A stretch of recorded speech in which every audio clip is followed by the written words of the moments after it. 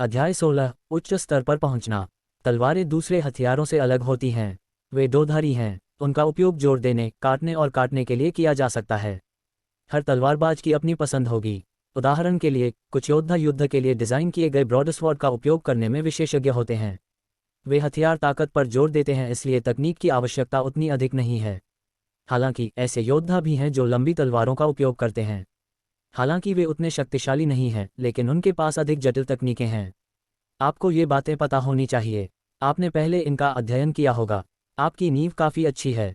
लेकिन मैं आपको बता दूं कि ये सिर्फ बुनियादी सिद्धांत हैं और उन्नत तलवारबाजी से बहुत बड़ा अंतर है। मैं यह नहीं कह रहा हूं कि ब्रॉडस्वॉर्ड का उपयोग करने के लिए लॉन्गस्वॉर्ड की तुलना में कम कौशल की आवश्यकता होगी या लॉन्गस्वॉर्ड का उपयोग करना ब्रॉडस्वॉर्ड की ताकत से कम होगा। मार्शल आर्ट के लिए, चाहे आप किसी भी हथियार का उपयोग करें, चाहे वह तलवार हो, चाकू हो या कोई अन्य हथियार हो, एक निश्चित स्तर के बाद हथियारों के बीच ताकत और तकनीक का अंतर अब उस तरह से लागू नहीं होता है। मेरा मतलब था, बाहर से अंदर तक। उदाहरण के लिए, कल मैं 2 बार कट गया और आपकी तलवार को 7 या 8 टुकड़ों में तोड़ने में कामयाब रहा। आपको क्या लगता है कि ऐसा क्यों हुआ? मास्टर ऑटम ने एक मुस्कान के साथ रॉडी को देखा। रॉडी ने जवाब के लिए सोचा जब तक उसका चेहरा लाल नहीं हो गया। हालांकि मास्टर ऑटम इसे नहीं देख सके क्योंकि उन्होंने मास्क पहन रखा था। उसने जवाब देने की कोशिश की, मैंने सुना है कि सभी स्वामी बहुत तेज तलवारें मारते हैं। क्या ऐसा हो सकता है कि उस पल में 7 स्लैश की तरह थे, लेकिन मैंने ध्यान नहीं दिया क्योंकि यह बहुत तेज था। हाँ, मास्टर ऑटम धीरे से हंसे और उत्तर दिया, नहीं, यह सिर्फ एक किंवदंती है। एक योद्धा, चाहे कितनी भी तेज गति से, साम्राज्य में गति के लिए जाने माने योद्धाओं के लिए भी इतनी जल्दी हमला करने में असमर्थ है कि लोग अलग अलग हमलों को नहीं देख सकते हैं। हम सब इंसान हैं, भगवान नहीं। अधिक से अधिक, सबसे तेज तलवारबाज केवल इतनी तेजी से प्रहार कर सकता है कि प्रतिद्वंद्वी के पास प्रतिक्रिया करने का समय नहीं है। हालांकि वे एक पल में 7 बार इस हद तक प्रहार नहीं कर सकते कि प्रतिद्वंद्वी अलग अलग स्ट्राइक नहीं देख सकता। यह महज एक कहानी है, हकीकत नहीं। जैसा मैंने कहा, यह बाहर से अंदर तक है। अंदर, रॉडी ने मुंह फेर लिया। सही बात है, मैं जिस भीतर की बात कर रहा हूं वह आंतरिक शक्ति है। दूसरे शब्दों में, सॉफ्ट पावर, यिन पावर, डार्क पावर। उदाहरण के लिए, नदी में बहने वाले पानी को आगे बढ़ते हुए देखें। हमारी तलवार की शक्ति की तुलना नदी से की जाए, तुम और दूसरे तलवारधारी दोनों ऐसे ही हैं। हालांकि नदी में भंवर भी हैं। एक भंवर की दिशा एक सर्पिल में आगे नहीं बल्कि गोलाकार होती है। उस समय आंतरिक शक्ति अलग होती है। उद्धरण चिन्ह। ऐसा लग रहा था कि रॉडी समझ गया था और उसने अपना सिर हिलाया। मास्टर ऑटम बाहर पहुंचने से पहले बैठ गया। उसकी उंगलियों ने मुट्ठी भर मिट्टी पकड़ ली और अपने हाथों से एक गेंद बना ली। इसे पकड़ो, इतना कहते ही मास्टर ऑटम ने रॉडी पर गेंद फेंकी। रॉडी ने रिफ्लेक्स द्वारा मड बॉल को पकड़ा, लेकिन उसके हाथ में 2 बार बाउंस होने के कारण वह लगभग अपनी पकड़ खो बैठा। उसने एक पल के लिए सोचा और मदद नहीं कर सका, लेकिन कह रहा था, मुझे लगता है कि मैं थोड़ा समझता हूँ। रूपक रूप से एक सामान्य तलवारबाज उस कीचड़ की तरह होगा जिसे आपने अभी फेंका है। इसकी दिशा स्पष्ट है। उनके हमलों के संकेत हैं, जैसे थरस्ट का थरस्ट होना, स्लैश का स्लैश होना और क्लीव का क्लीव होना। हालांकि उच्च स्तर पर पहुंचने के बाद स्थिति अलग है। उदाहरण के लिए, रॉडी ने अपना हाथ उठाया और मिट्टी की गेंद को फेंक दिया जिसे वह पकड़ रहा था। हालांकि इस बार उनकी उंगली थोड़ी अलग तरह से मुड़ी हुई थी। जैसे ही मड बॉल उड़ती गई, वह न केवल एक सीधी रेखा में उड़ती थी, बल्कि घूमती हुई लगती थी। मास्टर ऑटम के मुंह के कोने एक मुस्कान में बदल गए और उन्होंने उत्तर दिया, बुरा नहीं, बुरा नहीं। आप जल्दी समझ जाते हैं। रॉडी अच्छे मूड में थे और उन्होंने जोर से कहा, उस मामले में मैं पहले ही सिद्धांतों को समझ चुका हूं। मेरी तलवार को 7 या 8 टुकड़ों में काट दिया गया था, इसलिए नहीं कि तुम्हारे हमले बहुत तेज थे। यद्यपि केवल 2 प्रहार हुए थे, शक्ति का प्रयोग अधिक सरल था। इसलिए आंतरिक शक्ति का उपयोग करके मेरी तलवार को टुकड़ों में काट दिया गया। उद्धरण चिन्ह। रॉडी ने कुछ देर सोचा, फिर कहा, शायद यह अब तलवार चलाने की तकनीक नहीं है, बल्कि ताकत का उपयोग करने की तकनीक है। यह तकनीक सिर्फ तलवारों पर लागू नहीं होती है ना? अपने वाक्य के अंत तक रॉडी का लहजा और अधिक उत्साहित और हर्षित हो गया था। मास्टर ऑटम ने सिर हिलाया और सख्ती से कहा, यहाँ तक बल प्रयोग की ये तकनीकें भी कुछ विशेष रूप से उन्नत नहीं हैं। सामान्यतया जब आपकी तलवारबाजी अधिक कुशल हो जाती है, तो आप स्वाभाविक रूप से इन्हें भी सीखेंगे। भले ही आप एक दिन वास्तव में इसे समझ लें, फिर भी आप एक साधारण तलवारबाज होंगे। शायद दूसरे तलवारबाजों से ज़्यादा चालाक, लेकिन असली मालिक के करीब कहीं नहीं। रॉडी ने तुरंत पूछा, उस मामले में एक वास्तविक गुरु क्या है? मास्टर ऑटम ने सीधा जवाब नहीं दिया, लेकिन पूछा, आपको क्या लगता है कि कौन अधिक मजबूत है, जादूगर या योद्धा? उद्धरण चिन्ह। रॉडी ने आहें भरने से पहले एक पल के लिए सोचा, बेशक यह जादूगर है। क्यों? रॉडी ने अपने होठों को शुद्ध किया। यह मास्टर शरद ऋतु को दिखाई नहीं दे रहा था, हालांकि उसकी आवाज़ में यह स्पष्ट था कि वह हैरान था। क्या यह स्पष्ट नहीं है? एक उच्च स्तरीय तलवारबाज प्रत्येक स्विंग के साथ कई लोगों को मारने में सक्षम है। हालांकि एक वरिष्ठ जादूगर एक जादू के साथ भूकंप, बिजली के तूफान या फ्लैश आग जैसे बड़े पैमाने पर विनाश का कारण बन सकता है। हाहा, मास्टर शरद मुस्कुराया। चूंकि आप सोचते हैं कि तलवारधारी जादूगरों से हार जाएंगे, तो इस दुनिया में कोई तलवारबाज क्यों नहीं बचेगा? हम सभी को सब कुछ भूलकर जादूगर बनना चाहिए। रूडी एक पल के लिए रुका। उन्होंने उस प्रश्न के बारे में कभी नहीं सोचा। ध्यान से देखें। मास्टर शरद ने मुस्कुराना बंद कर दिया। जैसे ही उसका चेहरा गंभीर हो गया, उसने अपनी लंबी तलवार को आकाश की ओर इशारा किया। रॉडी की नज़र में एक पल के सेकंड में ऐसा लग रहा था कि दुनिया बदल गई है। मास्टर ऑटम अभी भी वही आदमी था, लेकिन ठीक तब रॉडी की नज़र में अब ऐसा नहीं था। यदि मास्टर ऑटम का शरीर, जो पहले कमजोर दिखता था, एक म्यान वाले ब्लेड की तरह था, तो उस समय ब्लेड को खोल दिया गया था। मास्टर ऑटम के पूरे शरीर से एक हड्डी द्रुत शीतन, खतरनाक आभा रिस रही थी।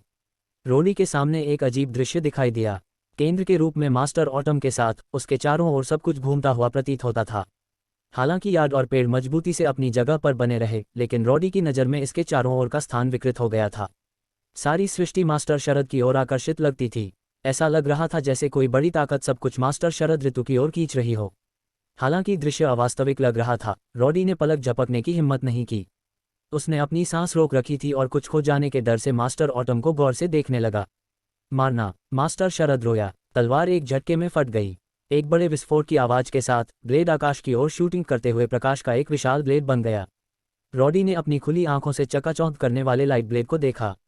हालांकि दिन का समय था, फिर भी रोशनी स्पष्ट रूप से दिखाई दे रही थी। रॉडी को यकीन था कि अगर वह उस लाइट ब्लेड से मारा गया होता, तो न केवल उसकी तलवार बल्कि उसके पूरे शरीर के साथ साथ यार्ड में सब कुछ और यहाँ तक उसके पीछे का सामान भी धूल में बदल जाता।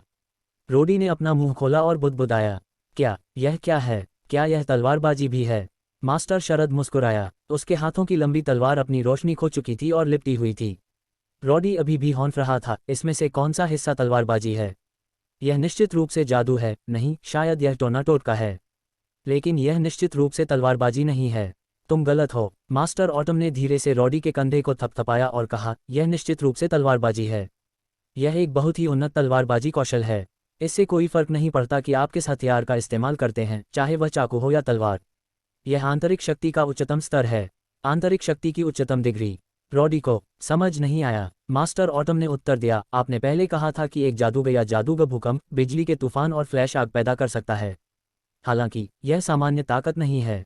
नश्वर शरीर वाले एक सामान्य व्यक्ति के लिए, वह कितना भी बड़ा क्यों न हो, उस तरह की शक्ति को प्राप्त करना असंभव होगा।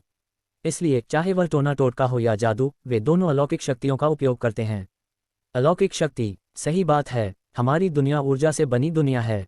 तारे, सूर्य का उदय और अस्त होना, उच्च ज्वार और निम्न ज्वार, ऋतुओं का परिवर्तन, इन सभी प्राकृतिक घटनाओं में भी ऊर्जा और शक्ति होती है। चाहे वह जादू हो या टोना, सभी कौशल इस ऊर्जा का उपयोग करने के बारे में हैं। उद्धरण चिन्ह। मार्शल तरीके के बारे में क्या? यही वह जगह है जहां मार्शल तरीके और जादुई तरीके के बीच अंतर है। मास्टर ऑटम ने कुछ गर्व दिखाया। मार्शल तरीका अन्य बलों का उपयोग करने के बारे में नहीं है, बल्कि खुद को विकसित करने के लिए है ताकि उनके पास अधिक शक्तिशाली बल हो। हम योद्धाओं के लिए साधना ही हमारी वास्तविक शक्ति है, हमारी अपनी ताकत। सही, मास्टर ऑटम ने फिर कहा। एक जादूगर वही कर सकता है जो मैंने अभी किया था। हालांकि यह उसकी अपनी ऊर्जा से नहीं है। वह प्राकृतिक दुनिया से तकनीक और किसी प्रकार की ऊर्जा का उपयोग करता है, लेकिन मैं अलग हूँ। वह तलवार पहले मेरे शरीर की शक्ति से बनी थी। रॉडी ने मास्टर ऑटम को चौड़ी आंखों से देखा। उसकी अपनी शक्ति। भगवान, अभी अभी उस स्वर्ग को हिला देने वाली तलवार में इतनी शक्ति थी। वह सब सुपर विनाशकारी शक्ति, यह सब उसकी आंतरिक शक्ति से था। मास्टर शरद मुस्कुराया। आपको इतना हैरान होने की जरूरत नहीं है। मैं आपको यह बताने के लिए कह रहा हूं कि जरूरी नहीं कि योद्धा जादूगरों से कमजोर हों। यदि वे बहुत कठिन प्रशिक्षण लेते हैं, तो वे जादूगरों से अधिक शक्तिशाली हो सकते हैं।